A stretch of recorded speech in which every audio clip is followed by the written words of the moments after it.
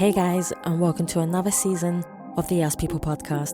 I'm your host, Savia Rocks, and in this season, we uncover the remarkable power of genuine compassion and insightful vision.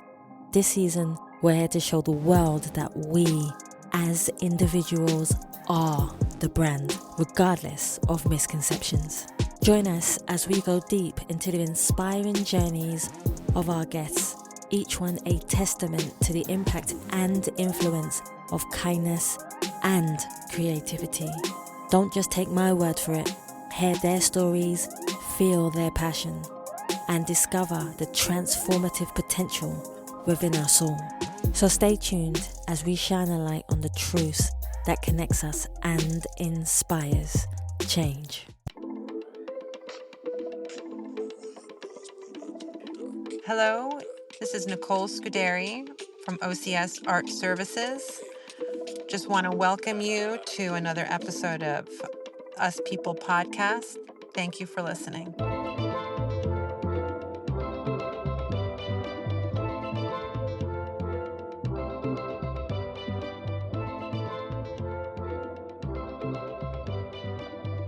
Hey guys, and welcome to another episode of the Ask People podcast. I'm your host, Savia Rocks, and today I am abundantly humbled to have Nicole here with me. She's the owner of OCS Art Services, which is based in Brooklyn, arts logistic firm known for white glove catering to packaging and shipping, with a background in fine arts, something that I dearly love. Also in architecture and carpentry. Nicole, I want to thank you so much for taking your time to come on the Ask People podcast. How are you? I'm fantastic, Savia. Thank you so much for having me here. I'm very, very excited to have this conversation with you. Definitely, I love this. So my first question for you, Nicole, which I love asking my guests, is can you tell me a bit about yourself, where you grew up and how that influenced you to be the person who you are today? Yeah, I grew up in New York City in the 1980s.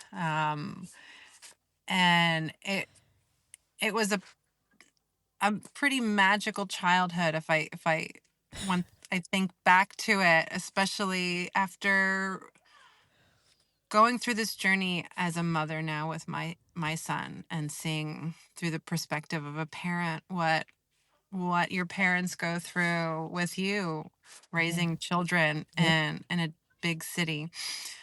And we grew up in a neighborhood on the upper part of Manhattan alongside the Hudson River called Hamilton Heights. Yeah. And we had a view of the Hudson River, and it was a pretty spectacular neighborhood in the sense that these were old 1920s buildings with grand rooms and this history of grandeur that was in this backdrop of the 80s of New York, which had drugs and crime and Yep. and it was so this juxtaposition that you're growing up with highs and lows around you, but very rich in community and cultural diversity and people of all ages and colors and I love that. backgrounds.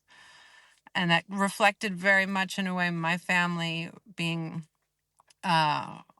my father coming from Sicily and immigrating here when he was 18, and my mother being Italian, Puerto Rican, and having very early roots, it felt like in this country, but not really understanding what that meant because I felt completely American, which I feel a lot of children do of early immigrants that put a lot of their culture in the old country and leave language and leave a lot of traditions behind. And it helps, I suppose, a first generation of family to feel like they fully are appropriated with that culture. But as they get older, they feel a disconnect with their ancestry. Yes. And it gets lost with the people that immigrate. That's true. That history. Yep. And I know we'll most probably touch base on so many other things about how the world is going and which direction the world is going, which I'm sure you're feeling the effects of just like we are.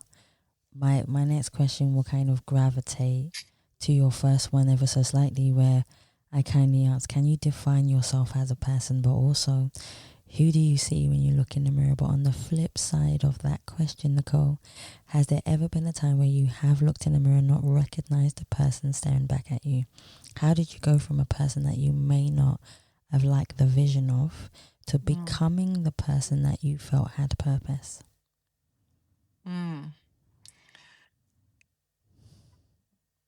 That's a great question. I think I think I can't speak for everyone, but you hear this especially as people get older Yeah. and they look in the mirror Yep. and and myself included, there's always a disconnect between who they see. Mm-hmm. But I think more than the age, it's that we're so present with the person in our head Yeah.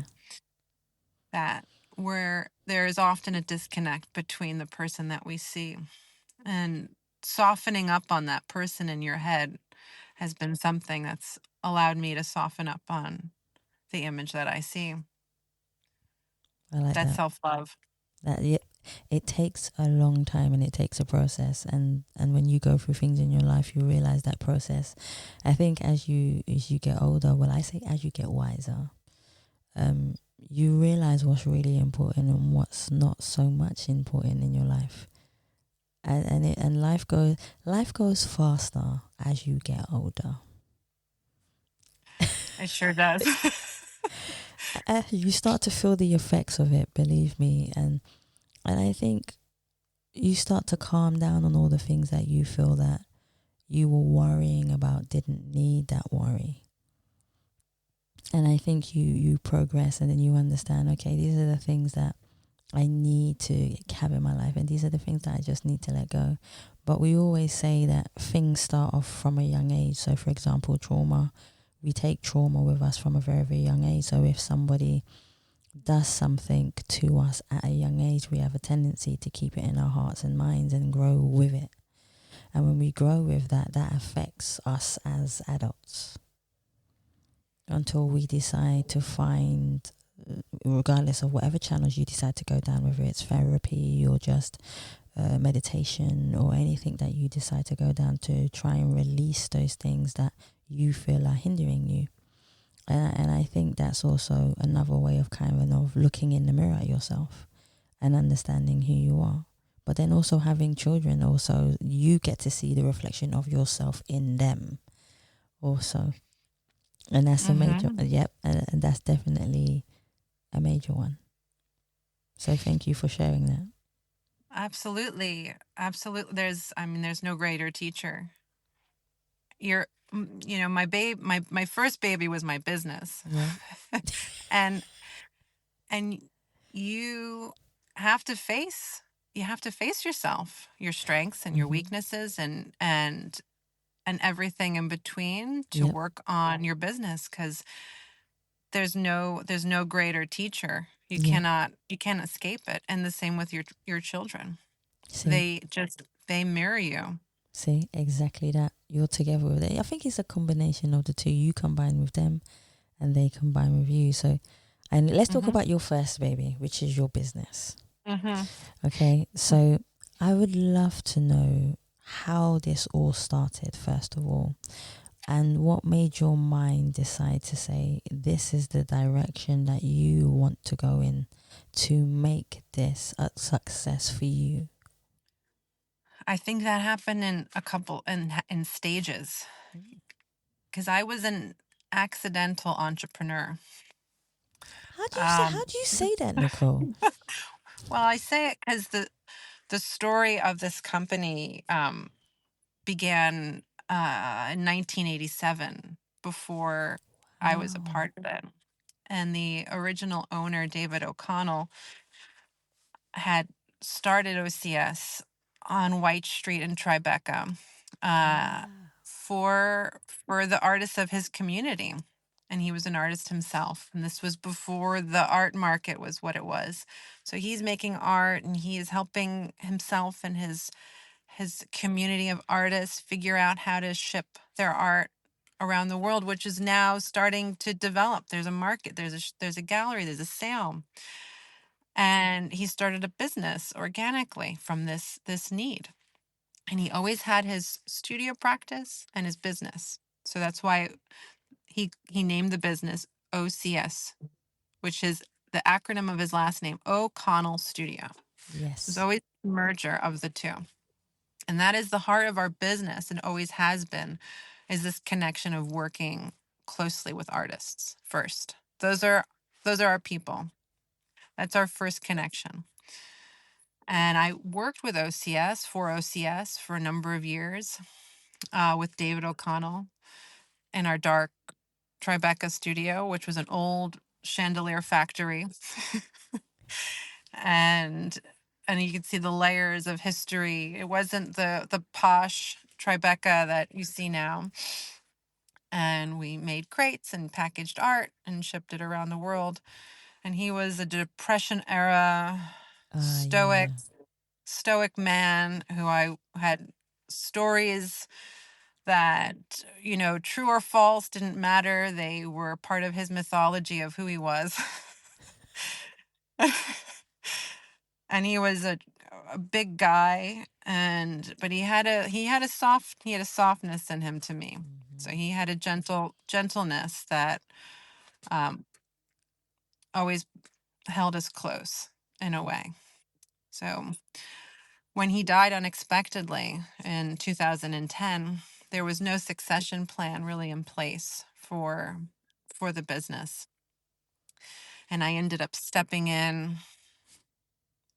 and helping run things and do the inventory of his artwork at a time in my life where I wasn't very involved in the business. I was in a trajectory of something else. I was trying to go to get my master's in architecture and become an architect and break a ceiling in my family's history and go in another direction that was unpathed and frightening. And in all this time, I ended up herniating 2 discs in my back and being bedridden for 2 months. And this was right around the time that David died. And I call this kind of like this period of time was like almost like, this transformation that came out, because this was a real rebirth and opportunity for me, because it kind of represent, looking back, this, the death of one dream and the birth of another, this opportunity. And I was offered by David's sons the opportunity to take over the business, just to have it. And it was an offer that I couldn't turn away. There was an excitement there. There was an uncertainty, but there was what's the harm? Like, the worst thing that could happen, you have an opportunity and you take it.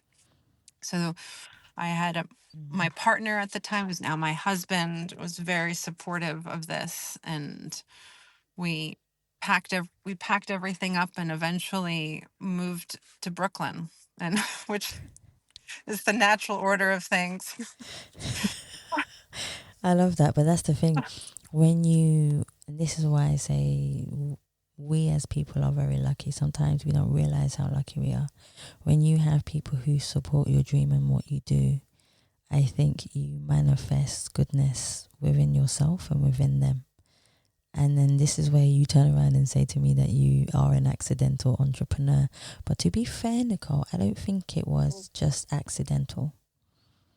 I don't think so. Because like we were talking even before we started recording, when somebody passes, for example, maybe the old owner, the founder who already started it, saw something in you and was watching over you to say, this is for you. You do this and you make it flourish. So I think there's a blessing in it for you and your family and for his sons too, where you all get to see something stay alive. Something always stays alive if you fight for it and allow it to stay alive. And that's what it is. You're allowing a company from somebody who had a passion for something to stay alive in them and in you. So that's why I don't think it's an accidental thing. That's nice to hear. It really is. I agree with you. I agree with you that I 100% felt David's blessing, or else I wouldn't have been. Don't know if I would have felt completely comfortable taking over. I know he was there and supporting the entire process. Let's talk about the whole process of what you do, because I know there's going to be a lot of people who want to understand your company. They may have heard snippets or might have tried to do research or on their own art and trying to find somebody who can give a service in their art. But can I kindly ask you, what exactly does your service do, and how do you connect with the artists themselves? Mm-hmm. We do a lot of things. And in the name's Art Services, it's a whole umbrella. Yes. And it generally means under that umbrella that we support art in it in the back end of its journey to arrive at its destination, to be cataloged, to be inventoried, to be packed, to be shipped, to be whatever it needs, whatever the service of art needs to be.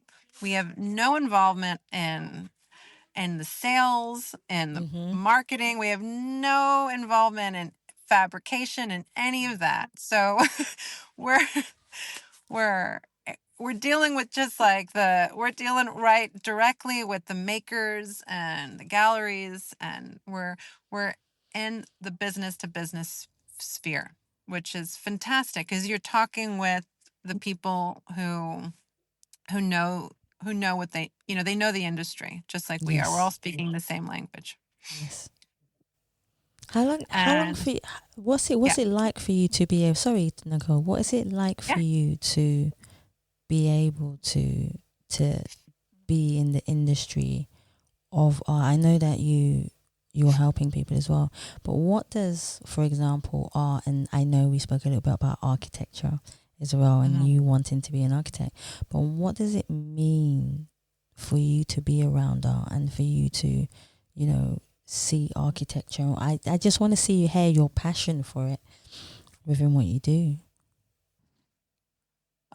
It's definitely changed over the years, going from a maker to a supporter of people who make is what I feel like. I feel like our job is to really help support the makers more than anything. And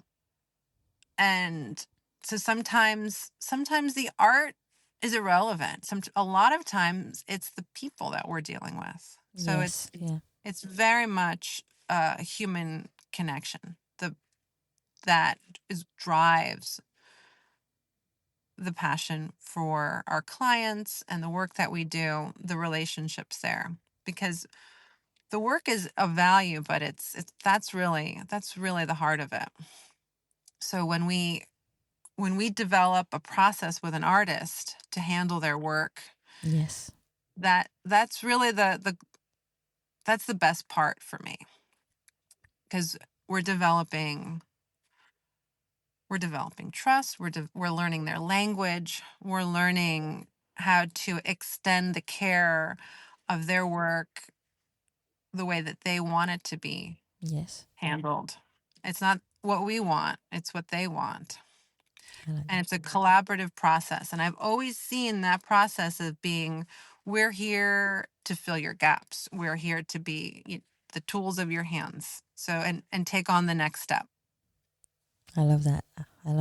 What is a day like in your life, Nicole, from when you wake up in the morning and decide, okay, this is all the things that I need to get done. These are all the clients that I need to work with in order to get things done.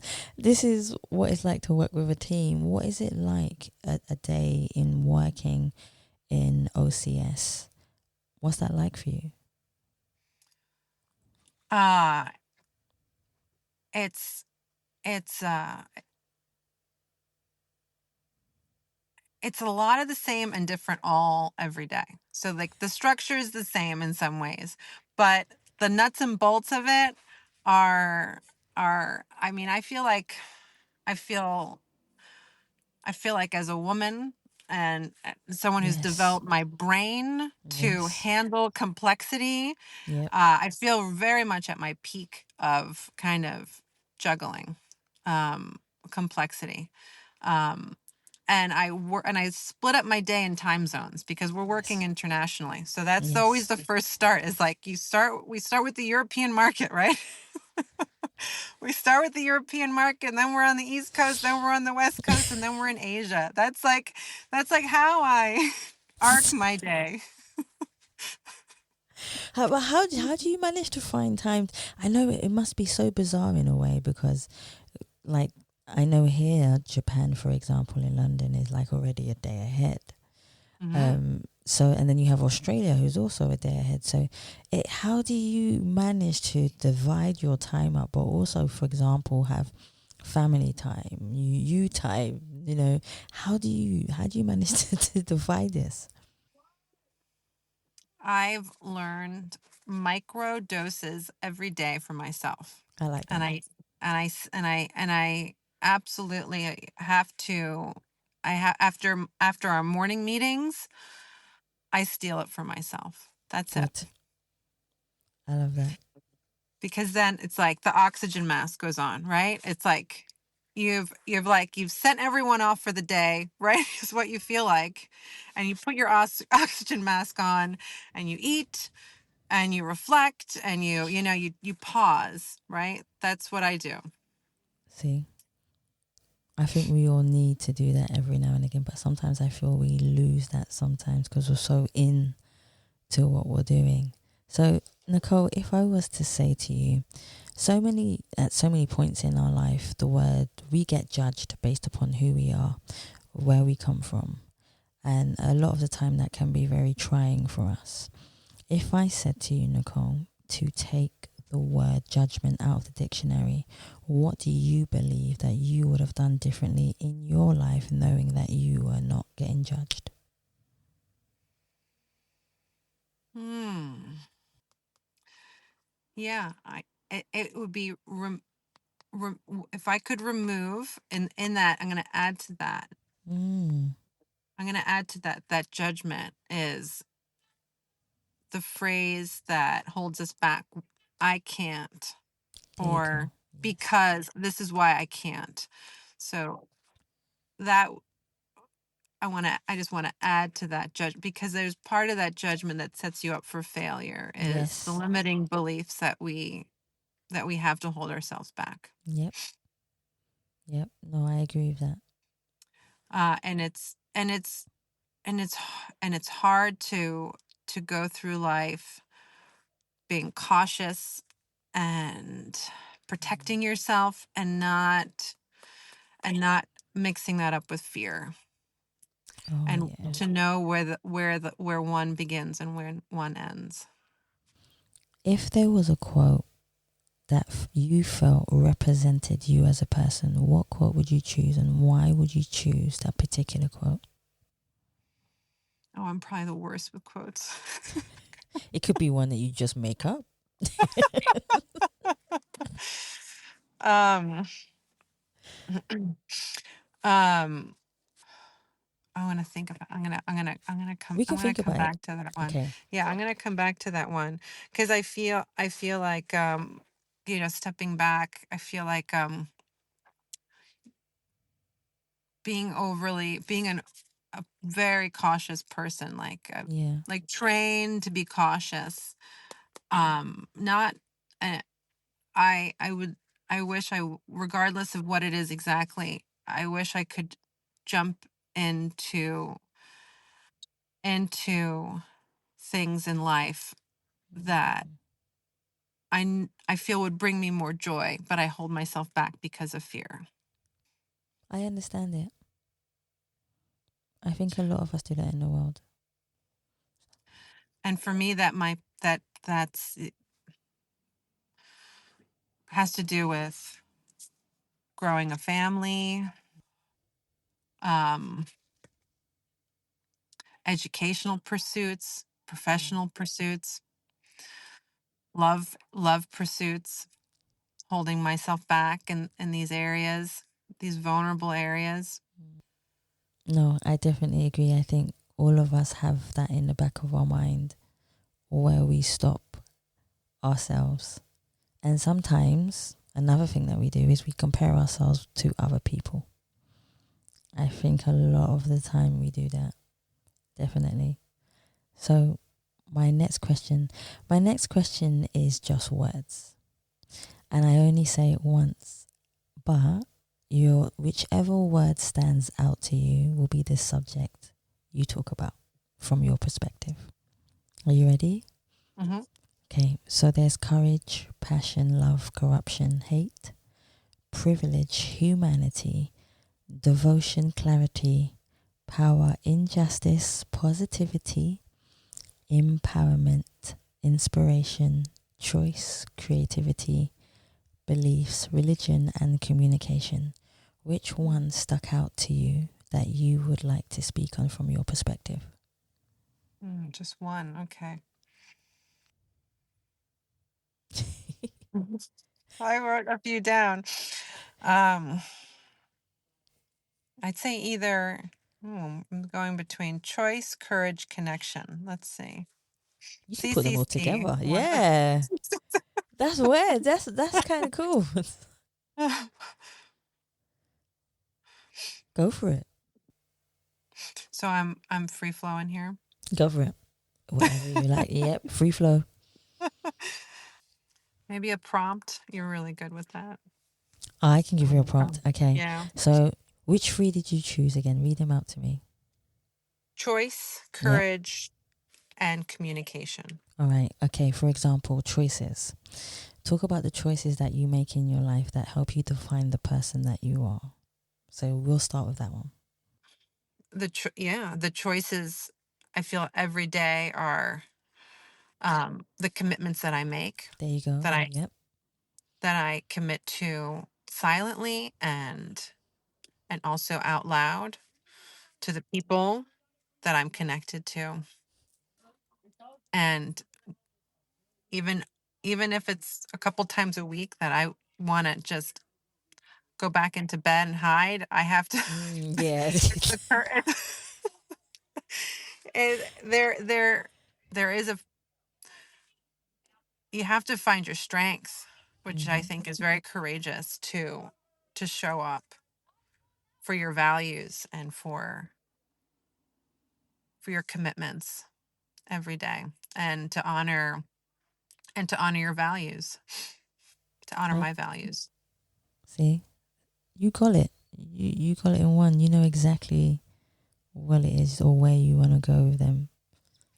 To me, you know exactly what it is. What is the best advice or some advice that you carry that somebody has told you that you carry with you in your life? Well, this one's kind of a metaphor. Oh, It's one that my grandma gave me, who was a real badass woman. yes, grandma. Sorry. and and she was one of the most courageous people I've ever known in my life. And she was she'd always be fixing her house up on ladders, welding, soldering, sawing, mowing the lawn. She was there, just working hard and then drinking her beer, at the end of the day. Yes, But grandma. she told me when because she used to, in the summer, when she'd work on the roof or the shingles of her house, she'd be up high on a roof, no one's spotting her. She would do this alone. She would teach me how to be safe on a ladder.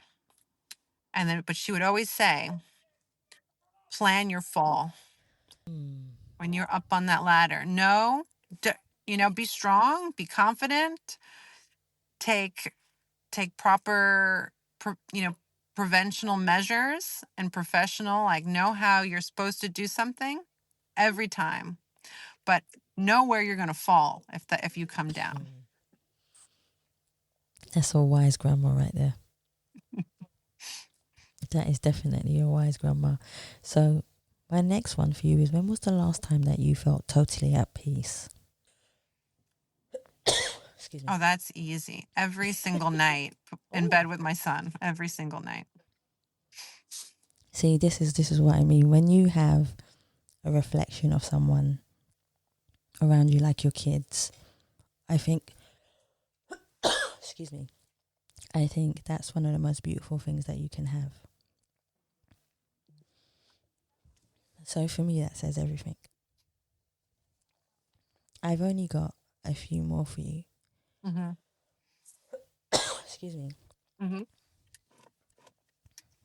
Music plays a massive part in our lives all the time. So if I said to you, Nicole, if there was one song that was the soundtrack of your life, what song would you say and why? This is going to be interesting. The song that came to mind first, I'm just going to go with it, regardless of how spot on it is or not, because it's a song that will just choke me up every time.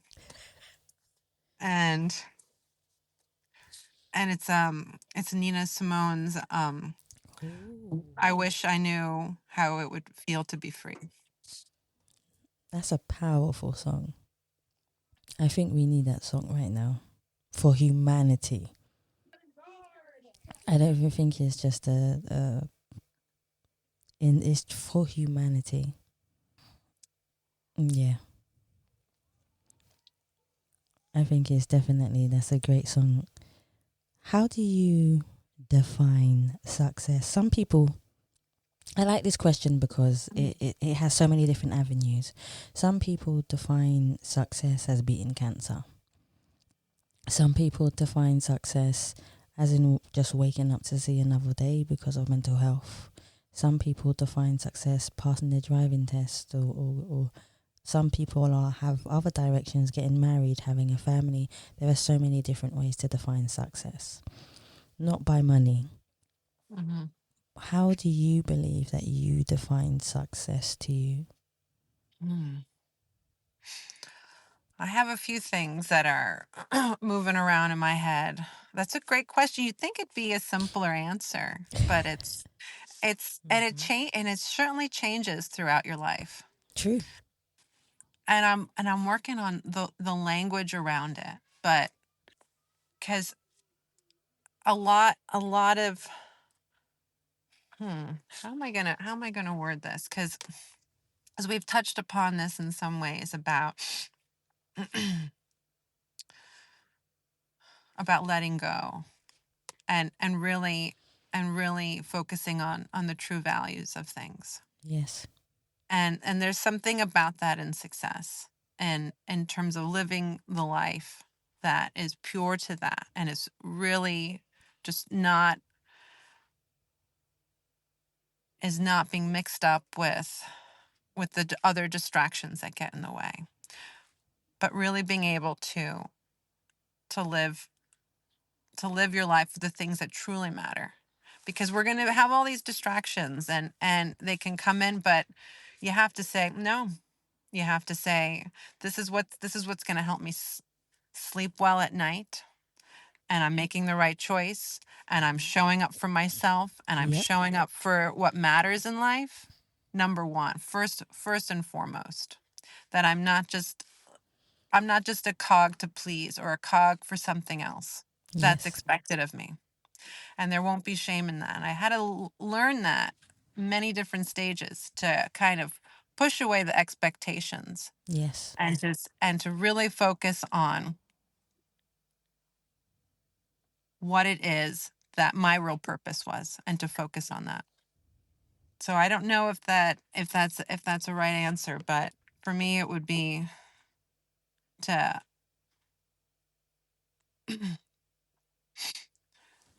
to have to just have.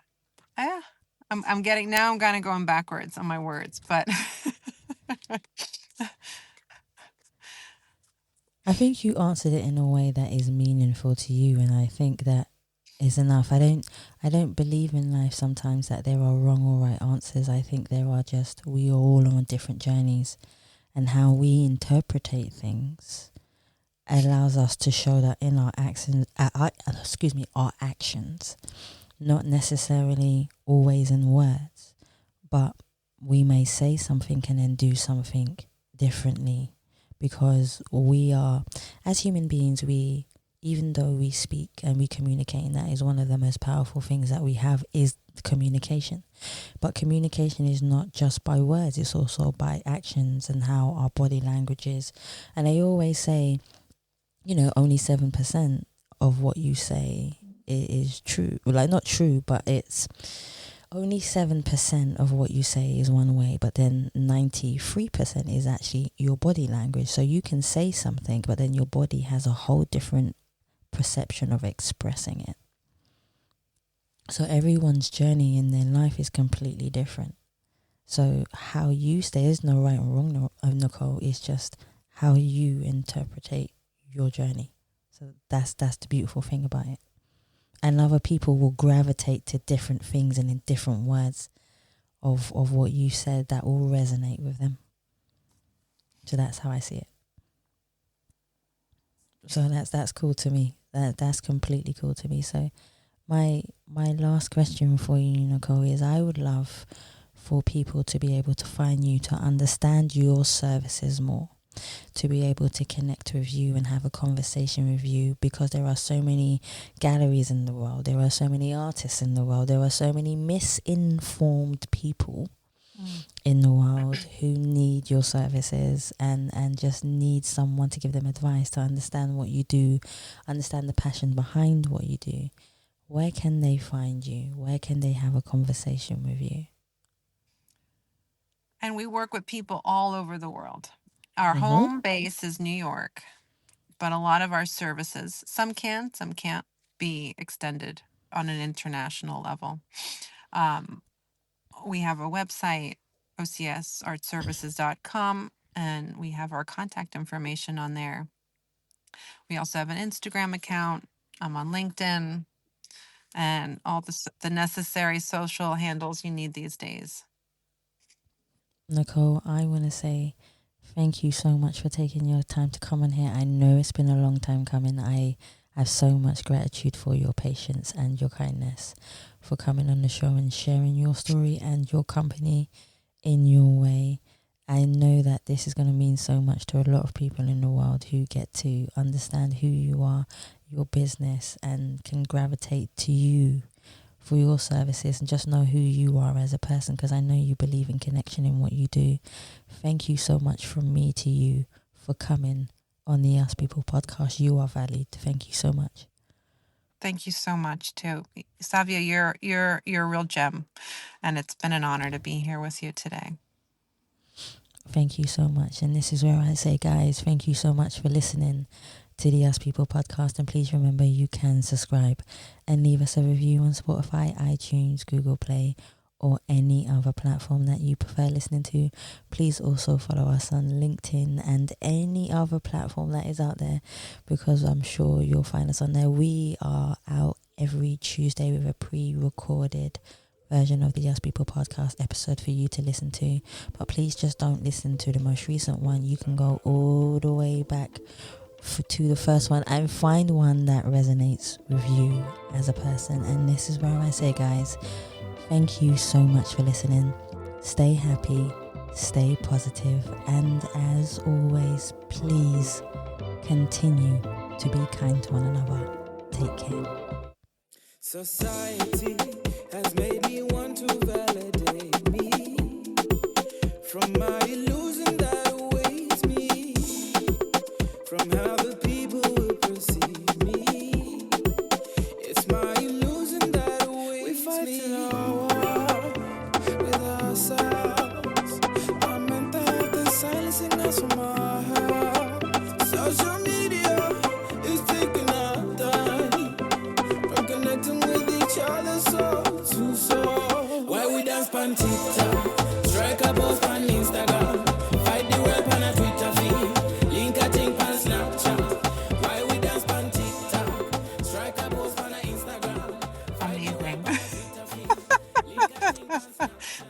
did it.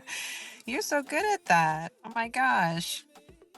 I won't. Don't. Yeah, I definitely won't. And then I had a question because I know Of that course. I came through this opportunity through David, who's so Yeah. sweet. But I had a question because I couldn't help but, through our meetings and connecting with you, feeling like I feel like there's someone that I should connect you with as well. Is that something I Aw. could do? Wow. Why we dance pan TikTok? Strike a post on Instagram. Fight the web on a Twitter feed. Link a thing pan Snapchat. Why we dance pan TikTok? Strike a post on a Instagram. Fight the web on a Twitter feed. Link a thing pan Snapchat. Why we dance pan TikTok? Why we dance pan TikTok? Why we dance pan TikTok? Why we dance on TikTok? Why we dance on TikTok? It's taking our time. Why we dance on TikTok? Each other soul to soul. Why we dance on TikTok? Strike a post on Instagram. Fight the web on a Twitter feed. Link a thing on Snapchat. Why we dance on TikTok?